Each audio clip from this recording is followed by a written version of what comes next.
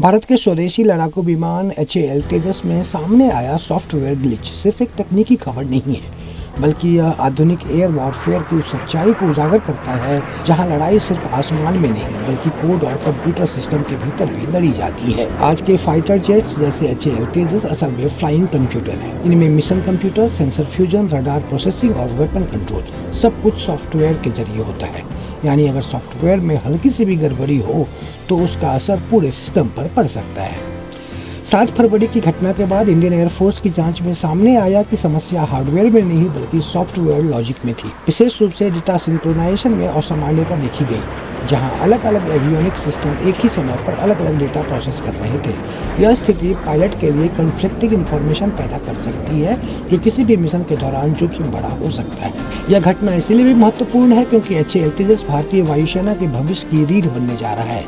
यह वही जेट है जो धीरे धीरे MiG-21 जैसे पुराने विमानों की जगह ले रहा है।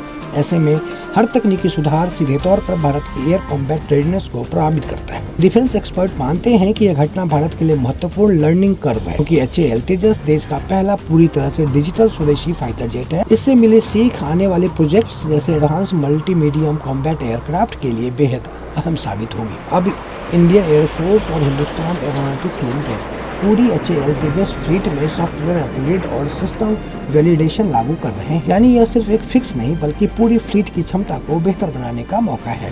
आखिरकार यह ग्लिच एक चेतावनी नहीं बल्कि एक संकेत है कि भारत अब सिर्फ फाइटर जेट उड़ाना ही नहीं बल्कि उन्हें लगातार बेहतर बनाना भी सीख चुका है। HAL तेजस में आई यह तकनीकी चुनौती भारत की एरोस्पेस ताकत को और मजबूत करने की दिशा में एक अहम कदम है।